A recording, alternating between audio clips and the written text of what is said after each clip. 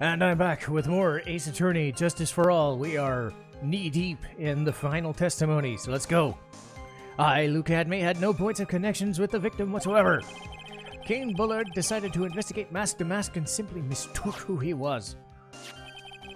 It was Mr. Bullard who wrote the blackmail letter and sent it to Ron Delight.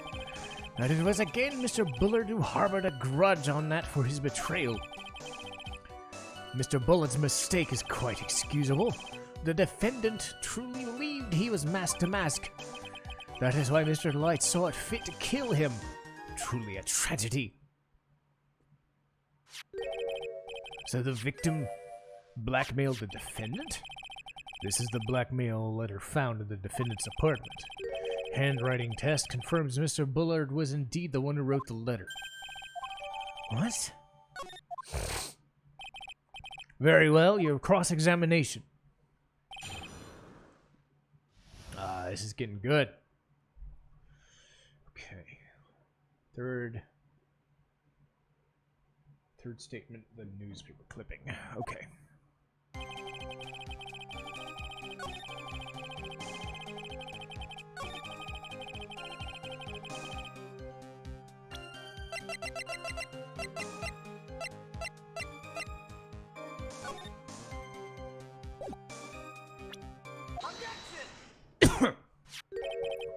Take a good look at this newspaper clipping. It contains a picture of the Terror of Emanon, the stolen jewel. What about it? The problem is the jewel's color. Color? I'm not much for discussing color myself. According to the clipping, the color of the stolen jewel is blue. However, in the blackmail letter, a totally different jewel is mentioned. I'll take that red diamond you received the other day. Red? Which means the red diamond described in the blackmail letter is not the Tear of Emanon that Mask to Mask stole at all. And your point is? So you're trying to say that this blackmail letter was intended for someone else? Is that what you're trying to say, huh? Well, yes. You don't have to gang up on me.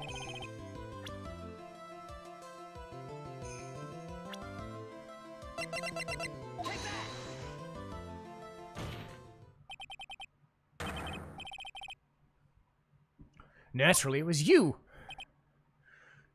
Do you have some sort of basis for this claim? Why'd I suddenly turn German all of a sudden? You've been personally involved in every single mask-to-mask case. And in the last case, you recovered what was stolen and received a jewel as your reward. A jewel? Probably the one wrapped conspicuously around your finger. That red diamond ring. That is the diamond referred to in the letter, which means Kane Bullard wrote that letter to blackmail you!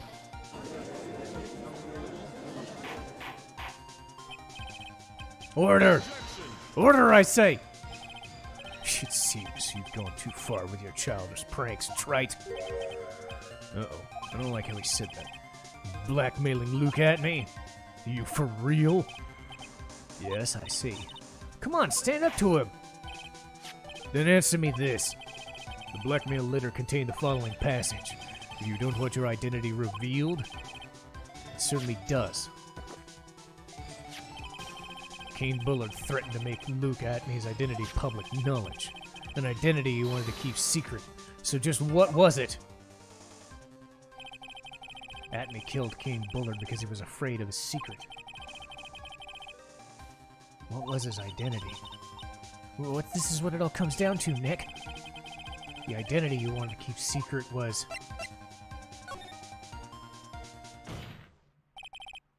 Luke Atmey was a blackmailer. Hey now, isn't that a little different from what you've been saying? You said Kane Bullard was the one blackmailing Luke Atmey. Or are you saying Atmey was blackmailing someone else on top of that? Gotta admit, it does sound a little odd. It's not. It's the only thing that makes sense. Kane Bullard was blackmailing him. But Rhonda Light was also being blackmailed by a certain someone. So did you start receiving blackmail letters after the incident? Yes, just a few days after the Tear of Emanon heist. After that, I started getting plans in the mail. I received plans from the very kind person. Incredibly detailed plans. Wow, look at that. The game decided to fill in the gaps of the episode I lost. Hooray for technology knowing how to save my own skin.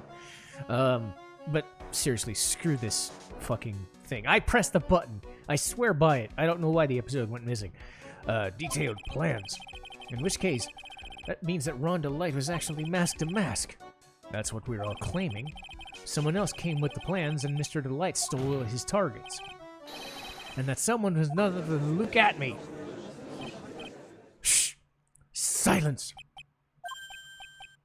I see, it's all becoming clear. What is? When you were in grade school, you received the same report card every year. Careless with a tendency to jump to conclusions. Am I wrong? How did you know? You say that I, Luke Atmey, was blackmailing Ron Delight. In which case, I'd naturally know all about his relation to Mask. Well, yes. Ron Delight started receiving plans from second crime onward, correct? Which means I learned of his identity when he committed that first crime. You certainly couldn't have blackmailed him otherwise. In that case, let's see some hot, bitter evidence. During the first crime, how did Luke Atmey know that Ron Delight was masked and masked?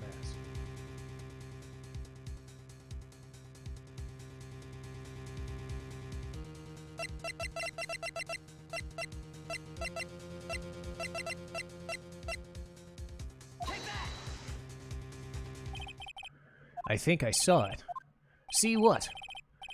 When you were in grade school, you received a report card every year.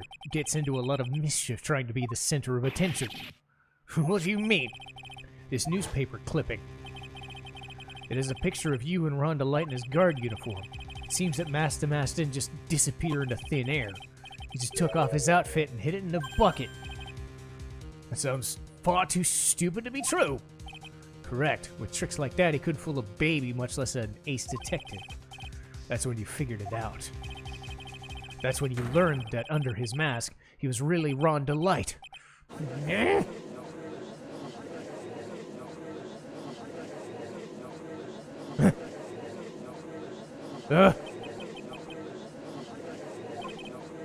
Why, you? How dare you expose me? Why, I've never blackmailed anyone in my life. I'm a famous and proud ace detective and also mask to mask. Why can't you understand that? I'm afraid you are neither a proud thief or an ace detective. You're a blackmailer and a murderer. That's your true identity. Why, you... How dare you even try? Oh, he's going old bag.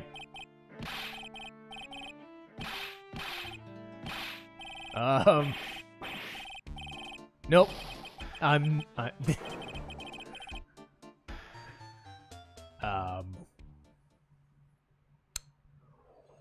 Okay.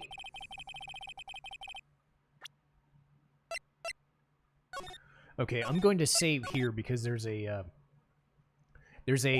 point of no return thing at some point here. That was quite a performance. Bailiff, please prepare a cell. Uh-oh.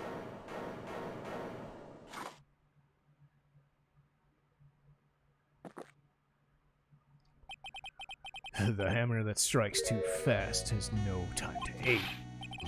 What do you mean I'm prepared to deliver my ruling? Allow me to say one thing. I will be the only one to judge. You don't get much more in your face than that. It appears that through your claws, it appears they weren't sharp enough. Huh? What do you mean? It's true we've proven a lot of things. Things like Luke Atmey was a filthy blackmailer, and that he wasn't a lordly tailor the night of the murder. That's why he was the one... But... there's still one thing you haven't proven yet. Just because he was at the warehouse doesn't mean he was at the murder scene. Therefore, if you can't prove this pitiful excuse for a man was a KB security, then I don't see how a verdict can be delivered. No way! He's kind of right. Order! Well, Mr. Wright, this is it. This is the final round. I've got to prove that Atmey was at Bullard's office. But can you really prove it? That's long enough. I want to hear your answer.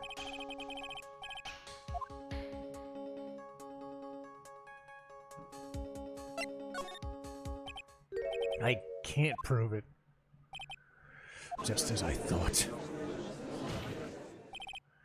But if we hear more of his testimony... Unfortunately, that's as far as you go. What do you mean? I won't allow for any more testimony. That's what I mean. What? Have you forgotten? Look at me, he is here after we interrupted his own trial. And you failed to prove that he committed the murder. I think it's time for this witness to return to his own and face his guilty verdict as Mask the Mask. Well now, sir lawyer, it seems love wins out in the end after all. I am the ace detective as well as Mask the Mask. My verdict will verify that. Just as Ron Delights will verify that he is the true murderer. I declare with my full force of my ace detectiveness. Order! That's enough deliberation over the witness. I can't believe this. Don't give up now, Nick. We still have tomorrow. We can look for more evidence, and by then it'll be too late.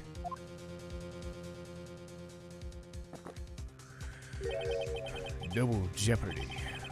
One of the basic rules of any court of law. Double jeopardy? Should a defendant be tried and found innocent in court, that defendant cannot be tried again for the same crime. This is a fundamental rule of all courts, and it applies to this witness as much as it applies to anyone else. Mr. Atmey will be found guilty in a matter of minutes. Guilty as Mask the Mask, which means he will be innocent as far as the murder of Cain Bullard is concerned. No way! The fact that you were unable to prove Mr. Atmey's guilt of the crime means that he will never again be tried as Cain Bullard's murderer.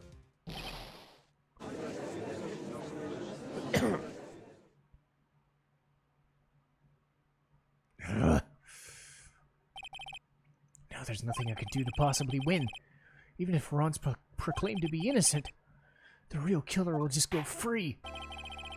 You've cross-examined every statement the witness has made today. As long as there is no more testimony, I'm afraid I have to declare there will be no further questioning. Are there any objections?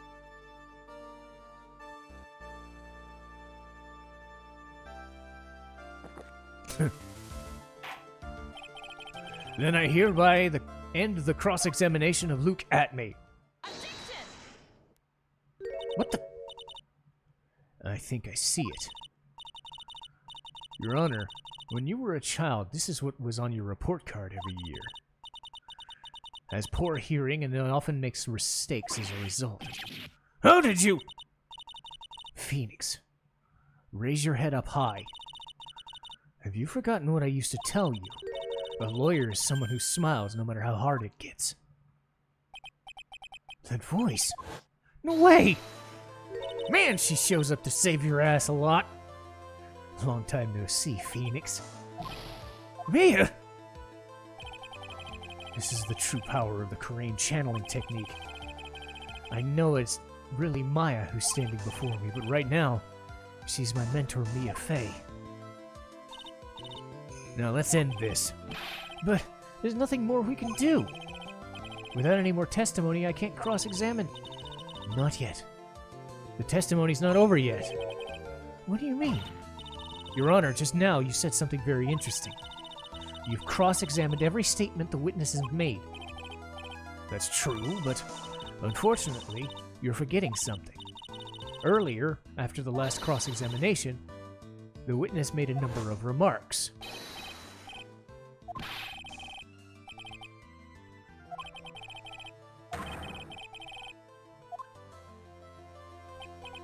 Yes, but these comments appear to have no importance. Very well. Then we will prove their importance with cross-examination. At any rate, as long as the witness has made these remarks, we, the defense, assert our right to question them. Is that all right with you, prosecutor? Is something the matter, Mr. Godot?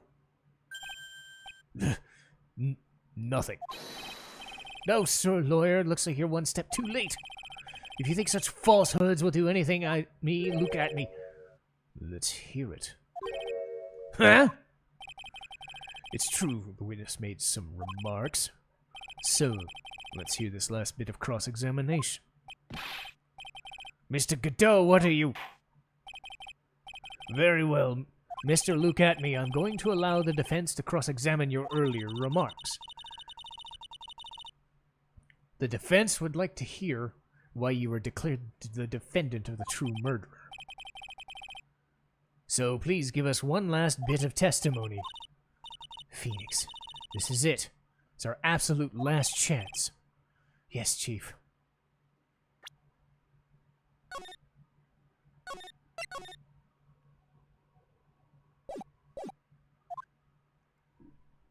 Okay, he said press his 9th statement. Okay. Indeed, it was true I was not at Lordly Taylor. I had to leave to see about another vitally important job request. I had known about the date beforehand, so I had the photography readied. My brilliant deduction was what informed me the true culprit was Mr. Ron Delight. And thanks to the key card and wallet, it was abundantly clear that he was there. I was also able to make a deduction for the buzzer, which only sounded once. The button did not have any fingerprints on it. Why? The victim would have left the prints if he sounded it, which means that the killer sounded it. Mr. Delight was wearing his mask-to-mask outfit, which is why he left no prints. And the blackmail letter? The victim likely just mistook the color of the jewel. Zvarri! Therefore, all the evidence points to that poor boy. His testimony actually seems to hold up. The witness's earlier remarks do not appear to be hastily prepared. All of his points have been explained, and none of them seem to contradict anything. But of course. How did you know about the emergency buzzer? The police investigation documents were directly sent to me. I always look over all documents. It's elementary. Are you going to make even more trouble for us now? I will not allow any of your usual shenanigans. We cannot postpone his trial any longer. This is your last chance. Just one? Seems the party's about to begin. Well, Phoenix, there isn't any evidence that contradicts the testimony. So it would seem... What do you mean, so it would seem? Listen, Phoenix. Pointing out contradictions doesn't always mean you have to present evidence, does it? At any rate, this is our last shot. If you can't point out a case-breaking contradiction, you lose. That's all there is to it.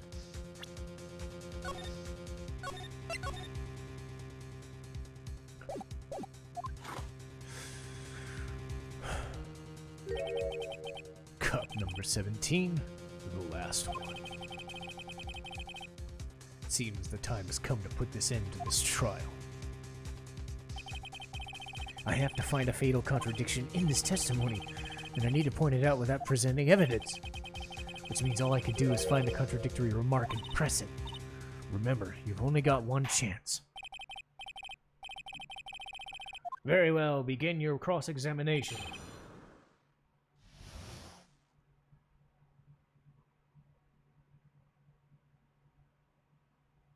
Alright, it says 9th statement.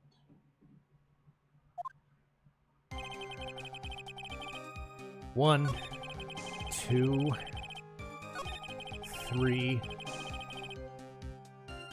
Oop.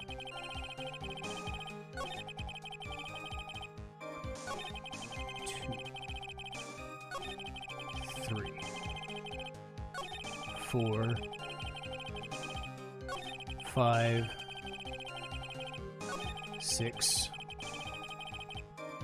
7, 8,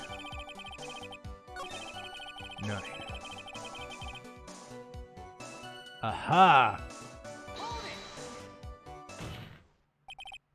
Mr. Atmey, about this last remark. You still don't get it, do you? This isn't the time to be pressing the witness on every little statement.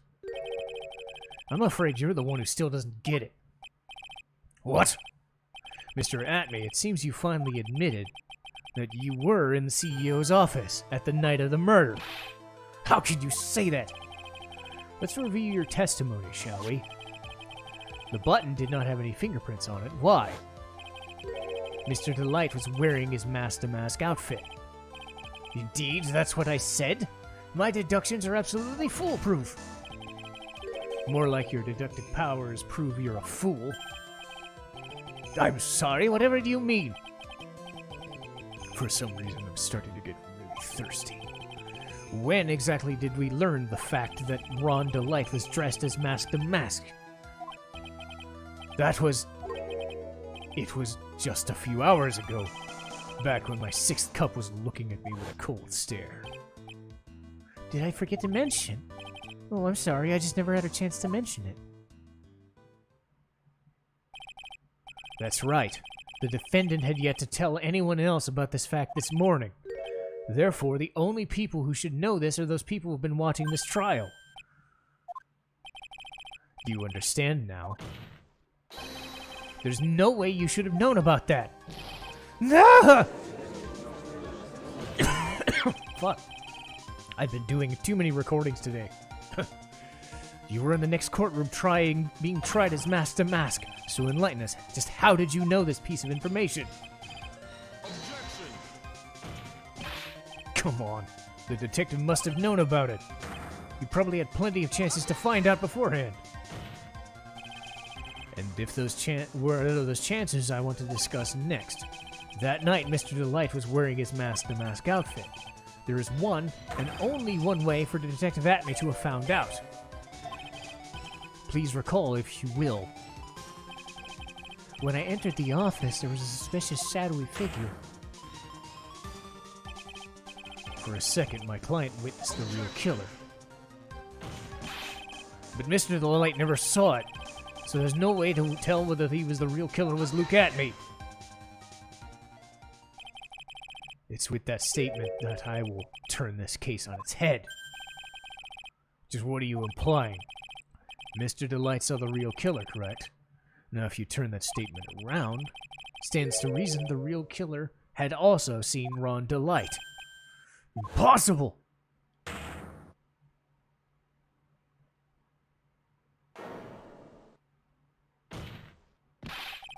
Detective Atmey, you saw Mask-to-Mask at the murder scene that night. You saw him when you killed Kane Bullard and assaulted Ron Delight. That's the only way you could have known what Ron was wearing. Uh-oh.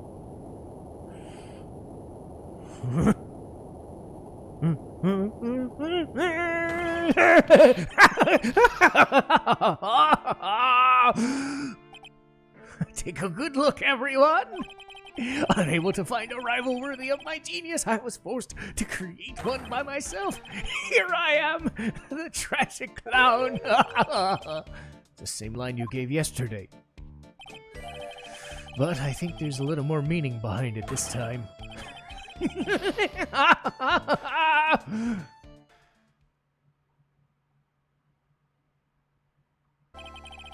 What an awfully complicated incident. Kane Bullard was blackmailing Luke Atmey, who in turn was blackmailing Ron Delight.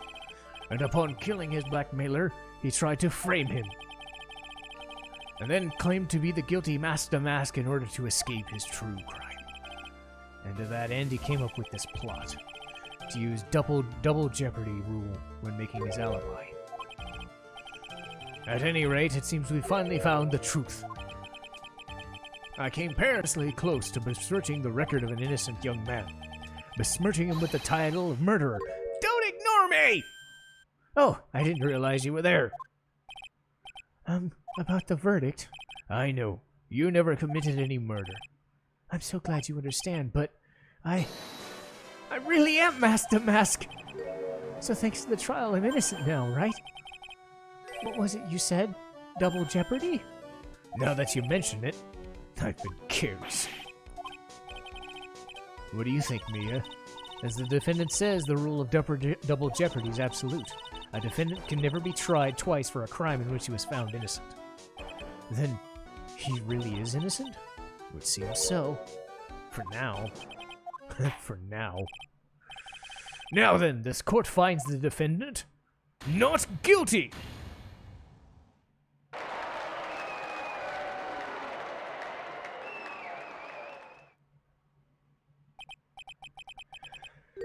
Boy, this is really lucky.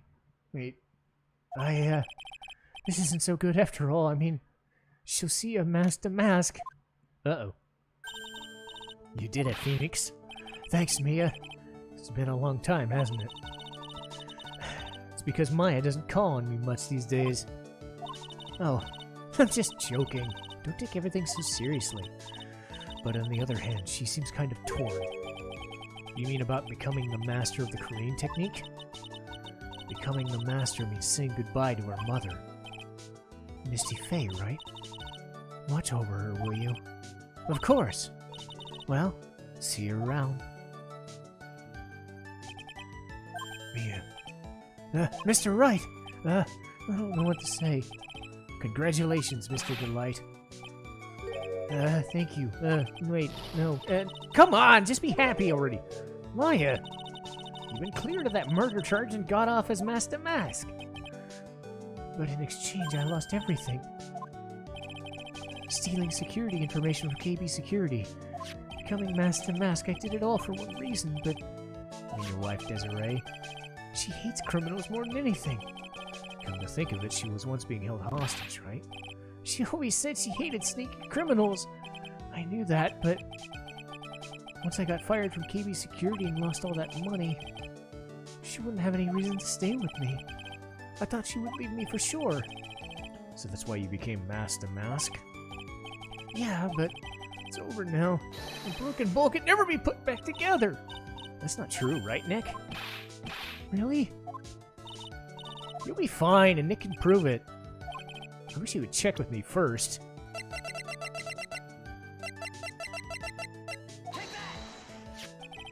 The Sacred Urn. Desi was the one who found this, right? Desiree, your wife, she always believed in you. That's why you'll be fine. You don't have to worry about anything. There you are! Mr. Light. You did it, Ronnie! You're innocent! Thank you, but, I suppose you don't want anything more to do with me, do you? Ronnie, why didn't you tell me about what was going on? I had no idea you quit KB Security. I never imagined you were really Master Mask, either. Mr. Light, what are you going to do now? You're not going to leave him, are you? Come on, it's obvious, isn't it? How could I ever let a wonderful man like him go away? After all, my bike's really fast. So fast there'll be no way he could ever get away. But didn't you say you hated criminals? No, I only hate people who act cowardly and sneaky. Like that detective. My Ronnie went and declared his crimes before he committed them, like a man. I just love a man so chivalrous.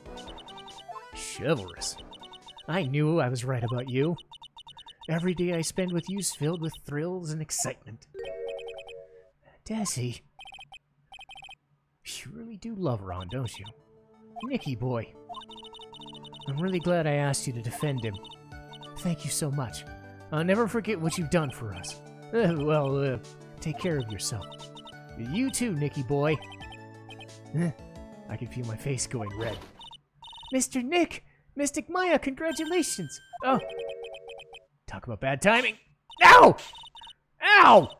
Ow! Stop it! Ow! God damn it!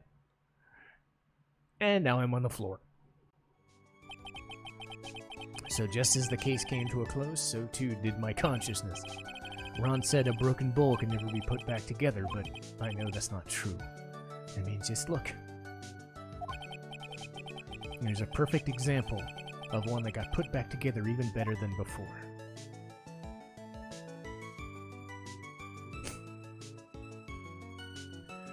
Oh god! It was a long recording session. I gotta get to streaming now. Jesus Christ. A brand new episode has been added. Case 3-3, Recipe for Turnabout. But all I know is I am ready to call it a day. So I'll see you guys next time. Yeah.